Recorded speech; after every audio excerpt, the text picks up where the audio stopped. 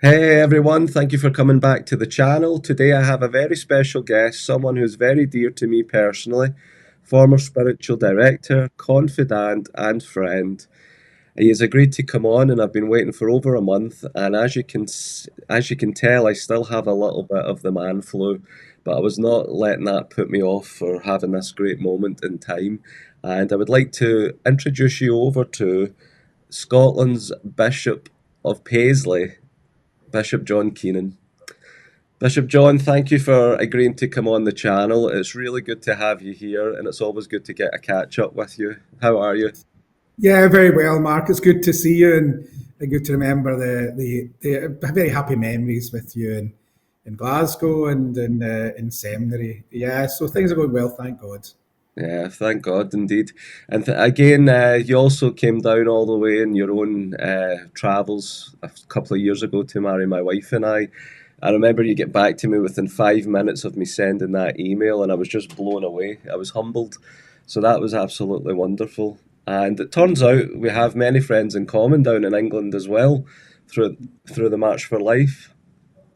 Yeah, I mean the Catholic Church is a small church in the UK, and it was the wedding was lovely, Mark. It was first of all, it was lovely to see yourself and Francis married and to get to know Francis, and then the wedding itself. It's a wonderful wedding. The liturgy was lovely in the oratory, and then the reception was terrific as well. And as you say, it's lovely to catch up in a wedding where so many are people of faith and having great fun, but also in the context of faith. It was just a beautiful wedding.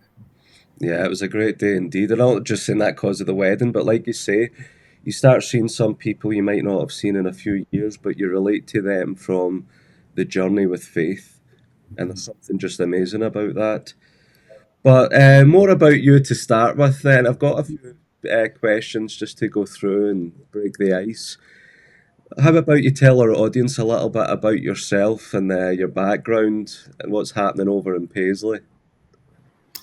Okay, yeah. So I was born in the '60s in Glasgow to a working class family. That's a time when the Catholic faith in Scotland and Glasgow was strong, and my life just grew up through that seamless web of my home, my Catholic primary school, and my parish. So my family, they were a practicing Catholic family where faith was important, where we prayed the rosary most nights. The school was a very good Catholic school, state Catholic primary school, but the priests were in and out of the school every day as really as parts of the members of the staff or the community, really.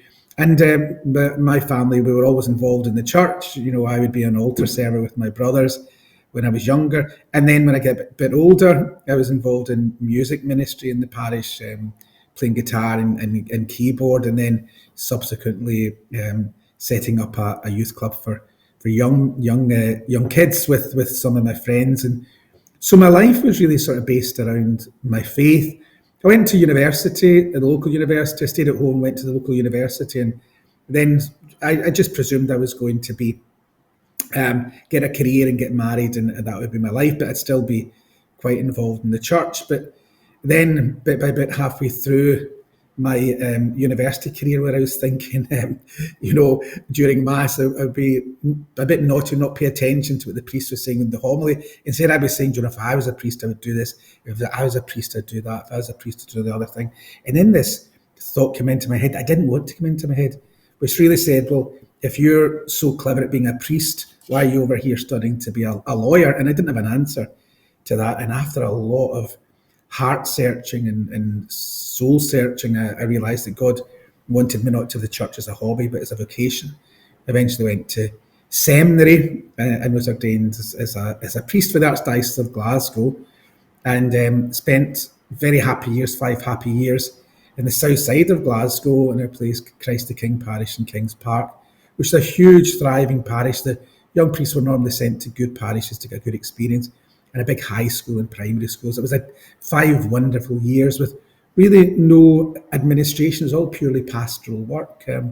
Lovely, lovely, happy memories of that. And then after 5 years, I was asked to go to the University of Glasgow, where I'd been a student, to be the chaplain there at the Catholic parish. And again, it was just such a wonderful, wonderful experience of in the chaplaincy of students from all over the world, but full of faith. And then also members of the university community, academics, support staff, or people who lived round about.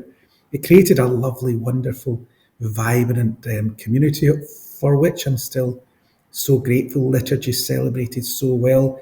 Social life of the students going to pilgrimages and World Youth Days and having catechesis, and it's just a vibrant place. Then Scotland began to need a few bishops. We got 8 bishops and 2 became vacant. And people began to say, oh, you're on the list. And the thought really filled me with dread, to be honest with you. I just thought the life of a bishop was to come in every day to be faced with this, that, or the other problems. And I just wished it would go away, but it didn't. I was eventually asked to be Bishop of Paisley, and trusting in God, I said yes, and discovered that it's only every other day you come in and there's a big problem. No.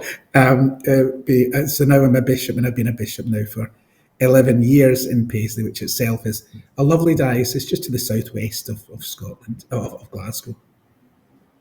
Yeah, because I've known you for the years leading up to that appointment of bishop, because you were doing so much at the Glasgow University chaplaincy, and I think linking in with the communities such as Craig Lodge and other people that were starting up different groups and things within the faith. It was really a great network that was happening in the country. And I think the first thought was, when you become bishop, are you still going to be around as much? Are you going to be as accessible as the priest? Do we treat you differently? But I think you are the one that's made it all the more clear through how you've lived your vocation in your daily life that it doesn't change you. It helps us see you probably better in that light of faith as an example as well. Yeah, so that would be a compliment more than anything. But yeah, please say what you want.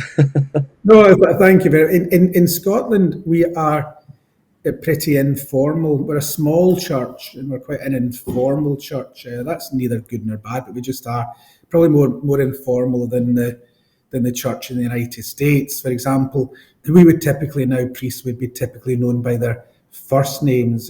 Father John, Father David, Father Paul, and often enough, parishioners might not know the priest's second name because we hardly use it. That'd be very different in the States, for example, where priests would be known by their second names, and quite often the parishioners wouldn't know their first names. I remember when I became a bishop, and this a woman was speaking to me after Mass, and I was just newly ordained, and she said, "So, Father John," and then she stopped and said, "Oh, sorry, Bishop," and then carried on a bit and said, "So as I was saying, Father," sorry, Bishop. The third time I said to her, I said, "Look, what could be better than Father?" And she said, "Mother," because she was a mother. But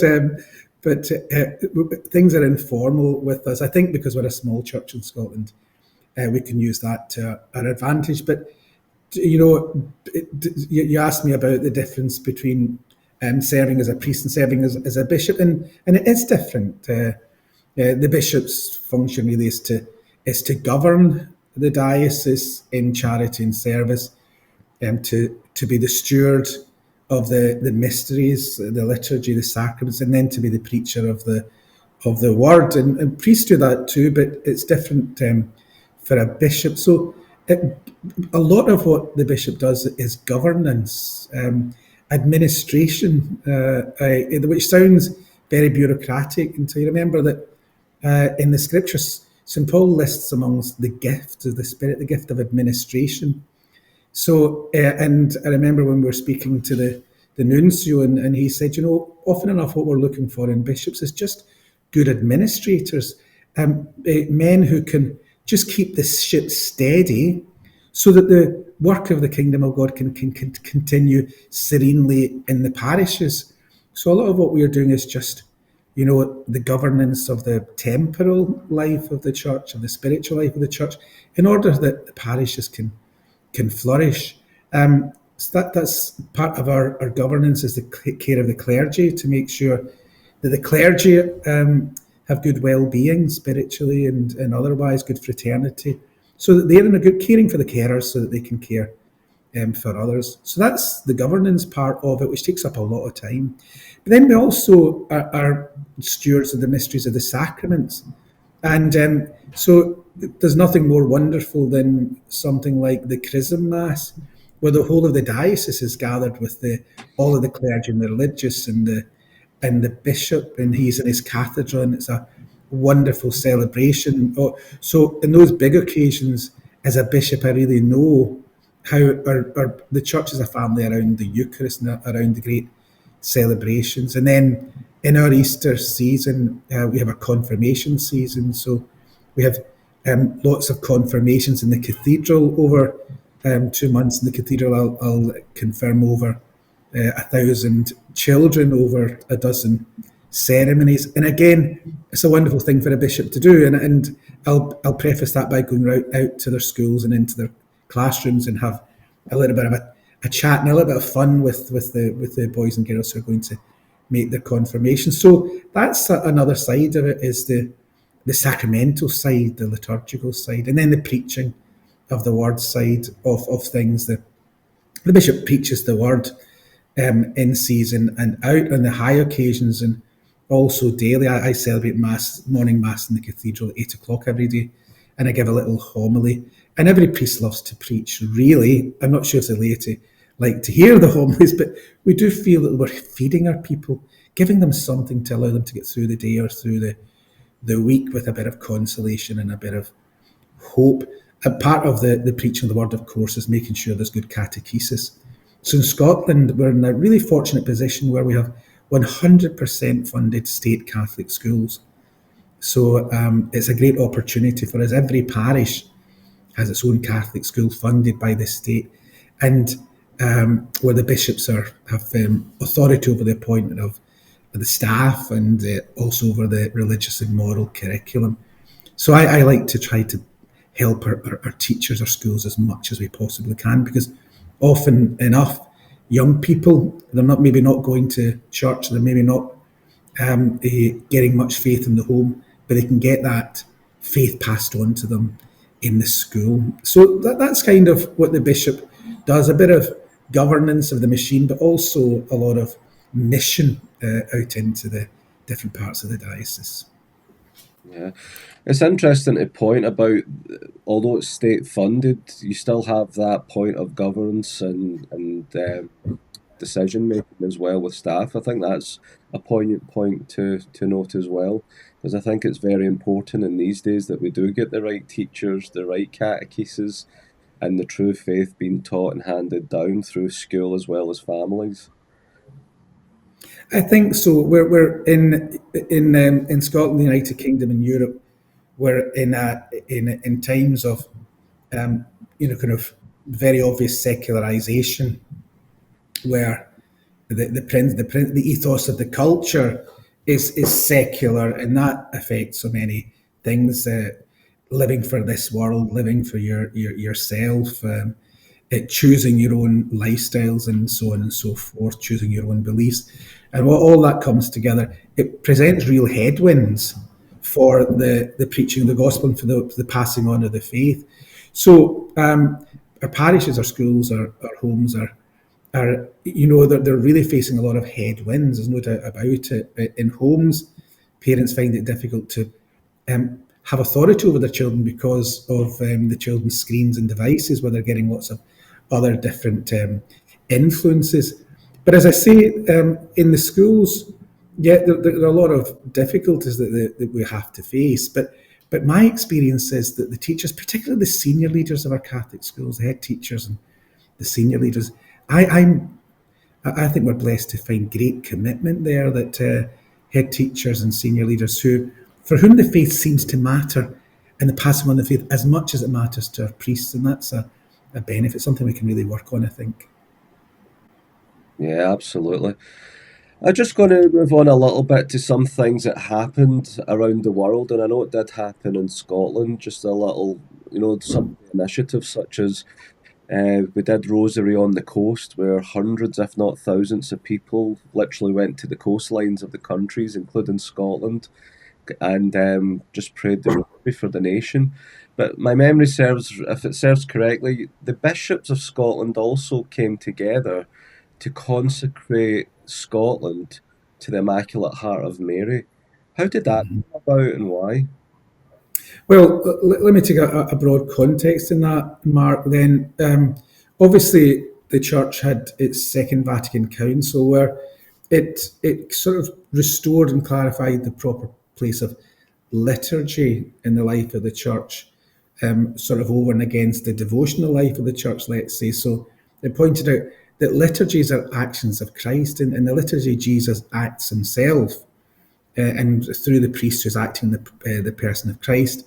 And that when it comes to the Eucharist is the source and summit of the Christian life. So there's no actions which are greater than the liturgy.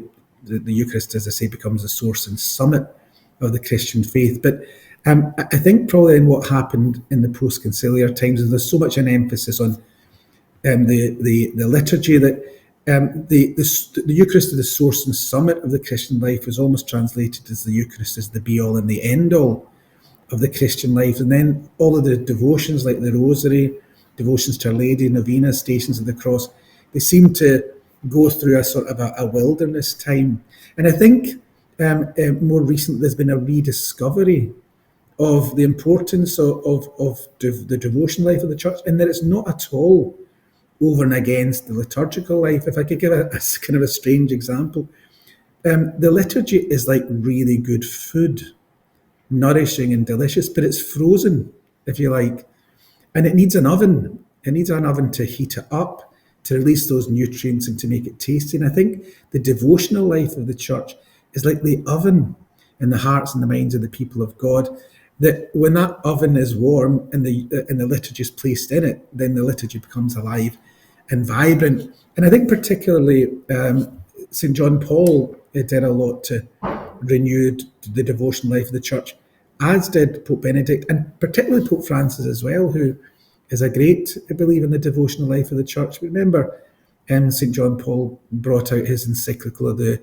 Rosary of the Blessed Virgin Mary, and he linked that in with the new millennium and the springtime of hope of the new millennium. He said the Rosary, which is loved by saints and popes, is destined to bring in a harvest of holiness for the new millennium. And that really caught on. And I think from then, the Rosary began to discover a revival all over the world. And then from the Rosary, other devotions like consecrations to Our Lady, to St. Joseph, and the like. And now we're certainly seeing a lovely flourishing of the devotional life. Now, the Rosary in the coast came really from Poland, that devotional life really took hold there. And they organised an event called the Rosary on the Borders, where they had this initiative that to get hundreds of thousands of Poles, I think even millions, to stand on all of the borders of Poland in one day and join hands and pray the Rosary. And so the Rosary was prayed by people holding beads and joining hands right round the boundary of Poland. And that then began to catch on.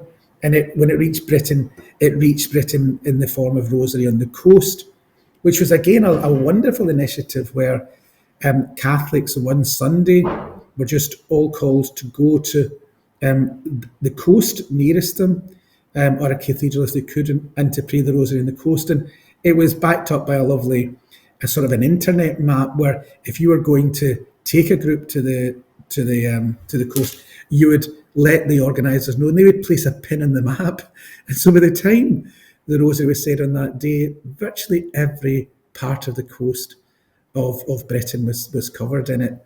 At the same time, the bishops of Scotland had been receiving requests from the laity for Scotland to be consecrated to the Immaculate Heart of Mary. And that had been a request since certainly before I became a bishop in 2014 and during my time. But then we realised that the centenary of Fatima was coming up in 2017. We thought, well, this is a perfect time to consecrate the Church in Scotland and the nation of Scotland to the Immaculate Heart of Mary, which we did on a summer day, although Scottish summer, it was pouring in rain, in our national Marian shrine at Carfin, and thousands turned up for that as the president of the Bishops' Conference, united with the bishops, consecrated Scotland to the Immaculate Heart of Mary. Consecration and entrustment doesn't mean to say that then you're guaranteed fair weather and an easy ride. It just guarantees that if troubles come your way, then Our Lady is sure to be with you and to see you through. Absolutely. And maybe that's a good one to link into what did come our way next globally was the pandemic, COVID. And I would say it was a historic decision with the church around the world to eventually close the doors because of the pandemic itself, the spread, what we're being told on TV, all different things. I couldn't imagine what the weight on the shoulders must have been for the political leaders as well as for the bishops, the church leaders, and everyone else. But how did you navigate that independently as well as together as one to come to those decisions? I mean, because I think people ended up with a lot of cabin fever. People had a lot of confusion. They were going from one end of the spectrum to the other in terms of taking everything to the letter and obeying. Then others were starting to think, what's going on here? Is this true or false? And conspiracy theories and all sorts. And you've got the narrative on the media, but there's another narrative hiding within social media. How did the impact of all this come upon you, the bishops as leaders, and how did it come to those decisions being made? So there's sort of three stages to that then, Mark. There was one, how do we come to the decision to have a lockdown? And then how do we navigate, how do we keep our people together through that lockdown? And then how have we managed to try to recover after the lockdown? Well, I can only say how things went in Scotland. That the lockdown came for us in March. The last Mass that we had celebrated in public Mass happened to be in the Feast of St. Joseph. But a couple of days before that, the bishops were already rostered to have our 3-day Bishops' Conference meeting in the Campsies in Scotland. And we'd gone there.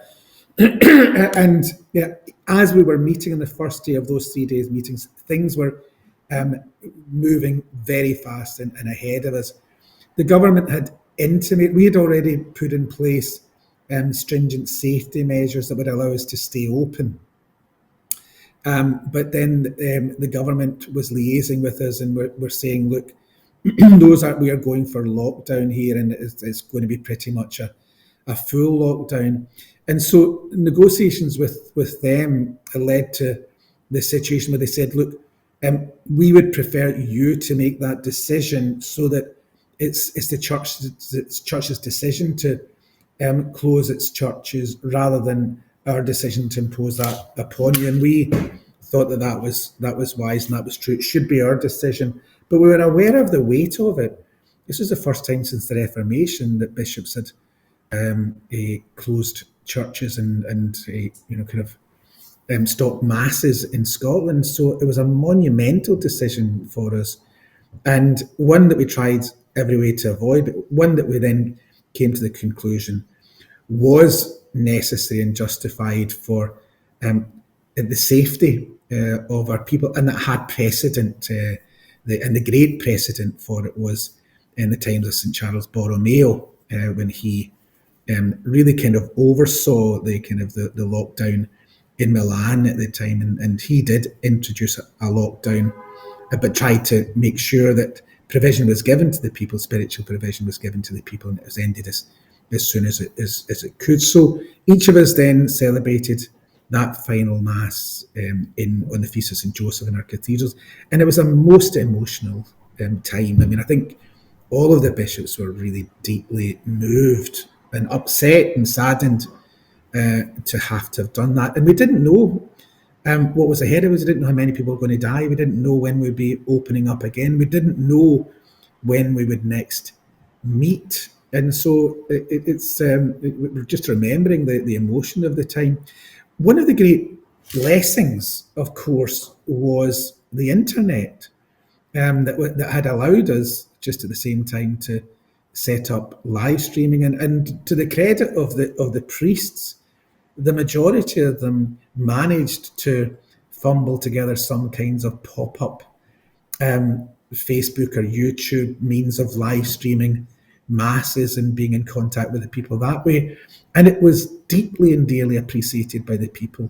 I think probably the chapter for most Catholics and for most lay faithful and most priests, I think that chapter of lockdown was a good chapter for us because it showed priests with hearts that just wanted to reach out to their people. There's a passage in Ezekiel, I think it's 37, where it says, the shepherd stands in the middle of his scattered sheep to keep them all in view. The shepherd stands in the middle of his scattered sheep to keep them all in view. I think that's what the priests were doing. They were trying to find through the internet a means of standing in the midst of their people to keep their scattered sheep in view. And many Catholics really got into the habit of finding faith online, families coming together for mass online, and then faith tourists. They were going to mass in St Pat's in New York and the cathedrals in Ireland and Australia, and finding friends of the priests that they liked and what have you. So I think for the most part, through those means, we were able to keep things together. Clearly, there was a little bit of contention on the extremes. There was people in very good faith who thought we shouldn't have closed down. And when we began to open up, there were people in very good faith thinking we shouldn't have opened up. There was a lot of, I think we felt as bishops like Peter dragging the net to the shore to Jesus with lots of big fish, some of them with big opinions, and the net's nearly tearing. But I think we did manage to hold the church together through that and get it to the end of lockdown. Now, at the end of lockdown wasn't as happy an experience for the church in its relationships with the governments as it had been at the beginning, because towards the end, when the Scottish government was opening up various different sectors, it was quite tardy in allowing churches to open up, and that led to priests and ministers in the Presbyterian churches taking a case to court, a judicial review, that the government had acted out with its powers in terms of the rights to faith and religion and gathering. And the court case found in favour of the churches, and then the churches were open. It only amounted to a couple of days before the government would have anyway, but it was an important principle that the churches as natural societies have their own rights in relation to the states, and if the state is going to intervene, it must do so for necessity, and it must do with as limited means as possible and for as limited time as possible. So that clarified things. After the pandemic, then it was a matter of trying to rebuild. Thankfully, during the pandemic, the people had been really good in making sure that the church was secure financially. Many went online to set up direct means of giving to the church through their banks. So the church has never lost financially out of the lockdown, amazingly, given that no one was at church and there was no collections in the church's finances across Scotland never went down, in fact went slightly up. And then since then, every year since the pandemic, every year including this year, we've seen the numbers coming to church going up and up and up. They're not at the pre-pandemic levels, but if they keep in this trajectory, they will be, which is really amazing. I think we feared that post-pandemic could be a sort of an Armageddon for the church, but it's almost as you were, almost as you were. I think that's numbers coming back slowly. I think it's immigration also. The immigration is reaching Scotland, and our churches are many people from different parts of the world who are strong in faith, who are contributing and building up our church. And then I think also social media. Many people are finding faith online in this crazy, crazy world, and they're eventually finding faith and finding Christianity, and then many of them end up in the Catholic Church. Yeah, I think you kind of covered a bit there. I was going to say about the post-pandemic, so that's good to know the trajectory is going in the right way. And I think after that experience as well, especially with the ruling of the law when it came to how the churches eventually opened, because many people were starting to question, why is it okay to go to restaurants? Why is it okay to go in other places, but we can't go into church? And that court ruling did kind of bring a bit of light to it all for sure. There was many things like that, but I mean, I suppose if it ever had to come about again, it's good to know in context of how you explained it and the little bit of history, even with St. Charles Borromeo and things. I've never known anything of the history where it happened before, so it's good to see a bit more in context as to the fact that it's not the first time. But maybe going forward, if it ever happened again, we know where we are with the law, we know where we are with common sense approach. And I take it, well, please God, it never happens again. That's the main thing. You did touch a little bit on immigration there as well, and I suppose it kind of gets me to the point of there's a lot of division still within the church, within societies. We're looking at America, we're looking at the UK and Europe. Many people like a lot of what President Trump's doing or saying, and many people are completely thinking he's evil. And I see in this country, especially since moving to England, that the immigration and now the generations after it are predominantly Muslim. And there's not the first time I've passed a church ready to bless myself, and it turns out to be a renovated church. It's now a mosque. And there's many people, even from the House of Lords. I saw a gentleman speak a couple of months ago saying if we keep going in this trajectory, we will be the minority within like 15 to 20 years, apparently. So I don't know in terms of data and all that what they're looking at, but immigration seems to be the one that I'm seeing many priests and others criticising President Trump for. But I have to admit, at the same time, if I had to be truly honest, for the 5 years with President Biden, who says he's a Catholic, he opened up the floodgates to the abortion rights. Partial birth abortion was back again since Obama and Clinton, and then everything else to do the various communities, shall we say. And I never once saw a criticism from any priest or that against him. I've seen more criticism against Donald Trump from a few priests on Facebook than I've seen in 5 years against Biden. And it all goes back to the immigration, it all goes back to social justice. Where do we navigate with the division and the truth with all that? I mean, what would you as a shepherd say to the flock and try to work that out and understand it for what it is?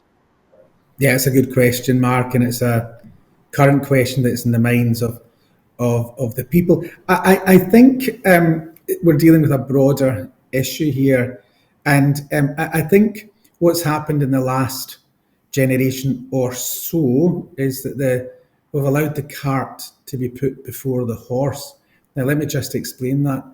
The only really first order questions for society are questions about God and religion. Only God is the ultimate being, the absolute being, and so any questions about God are first order questions. They come first, and then every other question follows on from that.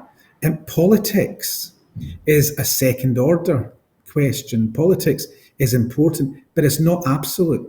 Politics doesn't deal with salvation. It doesn't deal with eternal matters. It deals with worldly matters. It's a secondary concern, and it really should take the lead from theology rather than giving the lead to theology. So I think what has happened now is that because society has practically forgotten about God, politics has taken the place of God, and political questions have become first order questions, absolute questions, really. You only have to look at the British TV on a Sunday. A generation ago, it was Sunday worship on the TV. Now it's Sunday politics. It says everything. The politicians have become the new priests, and what they discuss have become the new matters of salvation. Now, and that's affecting Catholics. So what's happening with Catholics is that their principle for formation is politics. Right, that's what's principally forming them. The political orders is informing them, and then they're trying to squeeze their theology and faith into an already established political position. Now, if you take the politics the way they've gone, they become really partisan. Essentially, you're either someone who believes in the individual, almost to the extent that there's no such thing as society. So there's just the individual and his family or her family, and there's no real thing as society. Or you go the other way and you say, well, there's only the society. There's no such thing as the individual, and the individual's rights and family rights and what have you. So what's happening in politics is partisan and split. It's asking you to be one or the other. It's a sort of a binary choice. Over and against that, Catholic social teaching is a seamless web, right? The same reasons by which we are pro-life are the same reasons by which we welcome the stranger. So the infancy narratives of St. Luke and St. Matthew will tell you that St. Luke will tell you that when Mary went to visit her cousin Elizabeth, Jesus in the womb caused John the Baptist in the womb to leap for joy, and that gives us the sense of the sanctity, the dignity, the reality of the human personal life of the child in the womb. But no sooner we turn over the page and they have to flee from Herod and become refugees, asylum seekers, and immigrants in Egypt. And they must have been welcomed into Egypt and they must have been able to survive there. So Catholic social teaching really has the same, from one side to the other, it's one sort of consistent principle. Gaudium et Spes, the Vatican Council tells us that the human person is the only being willed for himself, but actually finds his meaning in giving himself to another, the sincere gift of himself to other. From there we get willed for himself, the absolute dignity of every human being from the womb to the tomb, but finding our meaning and our vocation in service to others, so that we give ourselves to the common good. And then from that, the Catholic social teaching believes in a natural moral law that we can know by a reason, that gives us basic rights, that we can know from reason that we've got a right to religion, a right to conscience, a right to family, a right to education, a right to basic freedoms of worship, of association, of expression. But at the same time, we've got duties. We've got duties towards the others and in justice to give them what they deserve, and charity beyond that. When they need, even if it goes beyond justice. You put all of that together, Catholic social teaching would allow Catholics to be able to see the importance of the issues that might be centre right, also the importance of issues that be centre left, and crucially, to say it's not one or the other, to say it's the one dignity of the person in the community for the common good that kind of oversees all of that. So I think really, in the end, there's a big challenge for the church, in the formation of our Catholics, to form them first of all in the seamless web of Catholic social teaching. And then from there to say to them, now, you're perfectly free to choose your politics, but it's more a matter of emphasis rather than either or. When we do that, we can be a good contribution to this very contentious political scene by being its salt, leaven, and light, rather than allowing this bipartisan politics just to really corrupt and demoralise us as a church. Yeah, some great wisdom in that one there, Father. That was great. I'm going to have to rewatch that one because you can see the philosopher is in you as well, where the politics stem from, and at the same time you give a great point from the church on that one. That's some great wisdom there. Uh, I suppose then, with all that being said, and where is the church going to be, do you think, in the next 10, 20 plus years in this country or the world, even the Western world? Where do you see it going? Do you see it growing? Do you see it becoming smaller? Do you think the immigration is having a great positive impact on that? Because we don't get to see all that. We got the narrative, but boots on the ground, so to say, like how many people are now coming to my parish who are from another country, how many people are coming into the church, converting and being baptized. I mean, where do you see all that in terms of the progression into the future? Well, thank God, Mark, we haven't got a clue, and we're not permitted a clue. You remember what Jesus says in Matthew's Gospel? Don't worry about tomorrow. Right? Tomorrow will take care of itself, and today is enough troubles of its own. We're in these times. We are to reap and joy what was sown in the past in tears by our fathers and forefathers, our parents. And now we are to sow in tears what our children and grandchildren will reap. If you look at the history of the church, tells us that we simply cannot tell what's going to happen next. So the persecuted church of Jerusalem and Damascus could never have imagined a St. Paul would be called and would arise, and 3 centuries later the church in Rome, persecuted terribly in the Diocletian reforms, could never have imagined that within a decade or so an emperor called Constantine would come who would be Christian and Christianise the whole Roman Empire, or at the collapse of the Roman Empire in the West, where everything was falling apart. Nobody could have imagined a Bede would arise and establish monasticism in the West, which would hold classical and Christian culture together, or in the 12th, 13th centuries that there would be a Dominic or a Francis or a St. Thomas Aquinas, or at the time of the Reformation, that great terrible time for the church, that there'd be a Teresa of Avila and a John of the Cross, a St. Ignatius or a Francis Xavier, or in most recent times, the post-Vatican Council, where things were really confused in the church, at the same time as this menace of the Soviet Union. Nobody could have predicted that there'd been a John Paul, a Karol Wojtyła from Wadowice and from Krakow in Poland would come and renew the church the way that he did. So the one thing that the history of the church tells us is that predicting is a mug's game. What did the Psalm say? When the Lord delivered Zion from bondage, it seemed like a dream. What the Lord promises us is that He'll be with the church, and He promises us that He will lead the church into the light.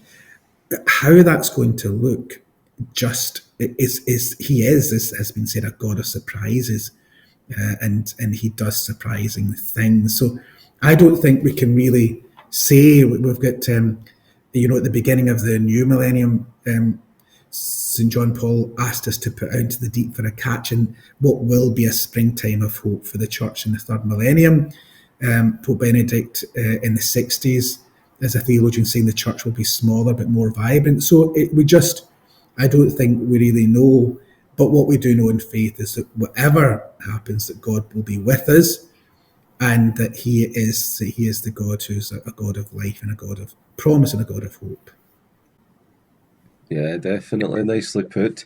I was just visioning there, or picturing St. John Bosco's dream with the boat in the storm, and then the enemies attacking the church who was on the boat. And it wasn't until it got to the two pillars of the Eucharist and the Blessed Virgin Mary that it found peace and refuge. Do you kind of sense that's what's happening right now, or is that something that's just in church history? It'll always be that storm. We just have to navigate through it, keeping our focus on the Lord and the help of Our Lady. Well, John Bosco, one of my favourite saints, was genuinely a prophet. I mean, he genuinely was a prophet and a seer. I mean, some of his prophecies are funny. They've pretty much worked out all of them now. I mean, he lived in the 19th century, as you know, from I think 1815 to 1888, and round about the mid 19th century, he had this dream that he had sent missionaries to South America, and they travelled there inside what he could only describe as a mechanical bird.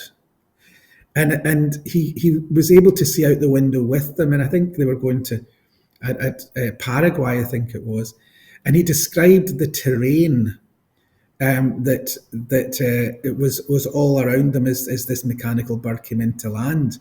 And when the first missionaries did, about 100 years later, go to Paraguay as Salesian missionaries by plane inside the mechanical bird, as they were landing, the terrain that John de Bosco saw was exactly the terrain into which they landed, and many other things. But obviously, his most famous dream is this, where he saw it was a seascape that gave out the situation of the church, and the church was a ship that was captained by the Pope, and it was in a stormy sea, a terribly stormy sea, and that wasn't bad enough. It was surrounded by a flotilla of small ships who were all taking shots at it, firing munitions at it at will, and the church was utterly defenceless. And at one point, it says the Pope fell, and then he recovered and eventually steered the church into the safe, calm harbour that was between two pillars, one the pillar of the Eucharist and one the pillar of the Blessed Mother, Our Lady Help of Christians. And so his prophecy was the church would go through a time of terrible turmoil, attacked on all sides, but it would be steered home by the Pope, and on the back of a renewal of devotion to the Eucharist and the help of the Blessed Virgin Mary. So it ends really hopefully. But there are a couple of things in there, Mark, that some nice little details in the dream that aren't really picked up on. What gave the when the church was surrounded by this flotilla of ships, firing at will, and what gave it the space to be able to steer itself into the safe harbour? What happened was that the flotilla of ships that had all been firing in the church suddenly turned and began to fire on each other and sunk each other's boats, interestingly. And then he also points out there were many people standing at the shore who had not gone onto the ship for fear of going down with it. But once they saw that the Pope and the ship was getting the upper hand, they all joined the ship as well. So two interesting little facts there, I think, or insights to ponder upon. Absolutely, especially on this channel. You probably haven't seen too many of the videos, but I've just had a natural inclination and attraction towards the Marian apparitions and a lot of the saints and mystics, because I think a lot of what's been said, even repeatedly, is very much in context to a lot of what we're seeing right now. But I don't have the time for you to get into that. The videos are there, but I do think we are in very significant times, and it's for me all I do now is I see the jigsaw pieces coming a bit more clearer to the puzzle. We're not trying to solve the puzzle, that's God's business. But the finesse to detail is actually amazing when you see so much of it. And you can't say He's never been telling us or warning us or giving us notice of things coming good as well as not so good, like St. John's vision, for example. But it's always hope. And going through the book of Exodus just now, that really is standing out for me. God is in complete control. And just maybe the final question with all that, then, in context, Father, you just came back after meeting Pope Francis for, I don't know, you've met him a few times now. You had a bit of time in Rome there, didn't you? How I was did. that? What's the feel going on in the Vatican, and with the Pope Mhm. and everything happening there? Well, I mean, as you know, Scotland is a very small church. There's only 8 bishops in the Scottish Catholic Church, and so a couple of months ago, I was elected as the president of the Bishops' Conference, and there's a little bit of a tradition that the new president will go out to Rome just to pay his respects to the Pope, but also then to go around the various departments of the Holy See, a sort of a meet and greet to say, this is me, and just to meet and greet and to say hello. So that's what I did. Those departments are called dicasteries. Essentially, there seem to be, when those dicasteries work, it's really the Pope himself personally who's working through the dicasteries. And so we arranged to go and see the cardinal prefects in education, the Congregation for Education, the Dicastery for Education and Culture, the dicastery for integral human development, the dicastery for the clergy, the dicastery for laity, marriage and life, and the council for safeguarding of minors, and various other ones. And I have to say, being a bishop from a very small country, going out to these dicasteries and these cardinals, I was a little bit fearful that, very busy men, the last thing they want to do is this little bishop from Scotland knocking on the door and saying, "Well, this is me, and I'm here to say hello." What really struck me was that in every one of them, the cardinal prefects met myself and the general secretary, sat us down very comfortably, and chatted with us very informally for 40 minutes to an hour in each of the dicasteries. At the end of it, we really had to say, "Look, anyway, Cardinal, you'll be very busy, and we don't want to hold you back." And they said, "We're really grateful for you coming. That was very good of you.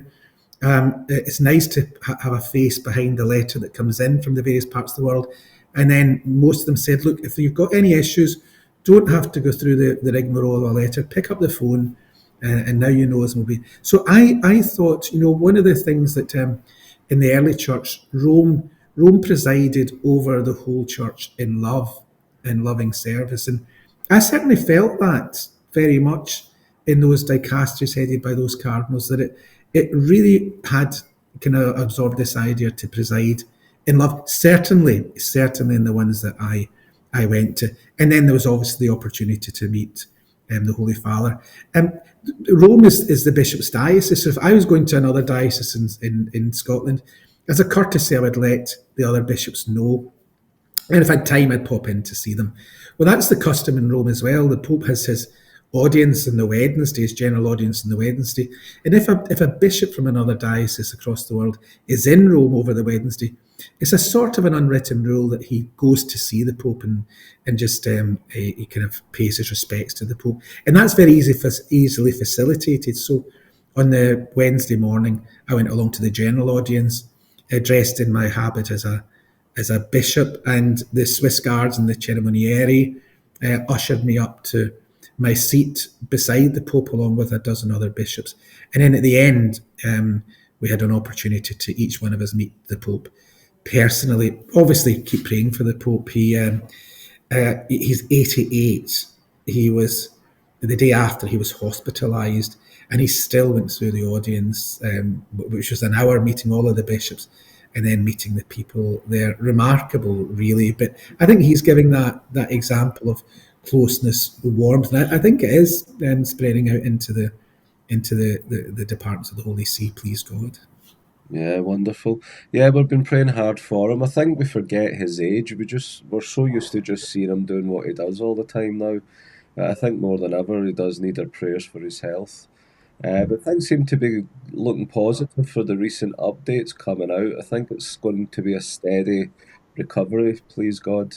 But prayers are helping, no doubt. I just want to take this moment to thank you for coming on and giving us a lot of wisdom there. There's a lot to meditate on, to digest, and really take it into our hearts. I know that some things over the last several years have been challenging for you and the bishops, from pandemic and afterwards, and try to set the record straight and so many other things as well. I think one priest says to me a couple of weeks ago, actually, with those ships in St John Bosco's vision, we're actually firing the propaganda. That's what he said. I don't know where he got that from, or if it was his own take on it. And I think with the world of internet and social media and everything else coming now with AI, we have to make sure we're steering good with the truth. And to have you there with that experience, everything you're saying from your position, it just gives us hope and keeps us inspired to pray more, to fast, and make all our efforts count. So thank you very much. Well, good for you, Mark, as well, if I may say so. The social media they talk about a digital content, a continent, like the discovery of the New World, the Americas and Asia and Africa, when the ships sailed there and discovered a whole new continent. the digital world is like a new continent. It's been populated by lots of things, but Mm. right hot in the heels of those who were kind of merchants went the missionaries. And similarly, that people like yourself, goodly, faithful like yourself, are going out onto this digital continent and planting the seeds of the gospel. And, I would say probably on balance, the social media is doing the church more good than not. And probably it's doing more good than the kind of the old media just now. Many bows over. And when I was in Rome, I stayed in a seminary, and there were five Swedish seminarians there, two of whom had been converted from one atheism, one from I think Presbyterianism, because of what they'd seen on the internet that led them to see that there's more to life than the secular. There must be a God. That they found that God in Jesus Christ, and then they began to look to the churches, and they found him in the Catholic Church. So you're doing an awful lot of good. You're giving the world a window into the church, and so keep up the good work. Nah, thank you. It's all in his hands. That's one thing. I can't escape my own conscience. I just give it all to him, and then it goes from there. But do you mind if we finish off with a short prayer, and if you could give your blessing to the Yeah, audience? most certainly. Well, we spoke a lot about Our Lady in there, and let's ask for her intercession in the way that St. Paul spoke of her in the Galatians. God our Father, you sent your Son into the world, born of a woman, to free us from the subjection of the law and to allow that spirit in our hearts that cries out, Abba, Father. We pray for all of our listeners that they might rejoice to know that they are your sons and daughters and look forward to the inheritance prepared for them since the beginning of the world. And the Lord be with you. May Almighty God bless you and keep you and your loved ones today and always, the Father and the Son and the Holy Spirit. And in all things let us bless the Lord. Thanks be to Be God. to God. Yeah. Thanks, Bishop John Keenan. And for everyone watching, please, as usual, cast those nets, share the videos and the content to reach as many souls as possible. You never know where the Holy Spirit and His grace will work. Like, subscribe, share, and as always, until next time, take care and God bless.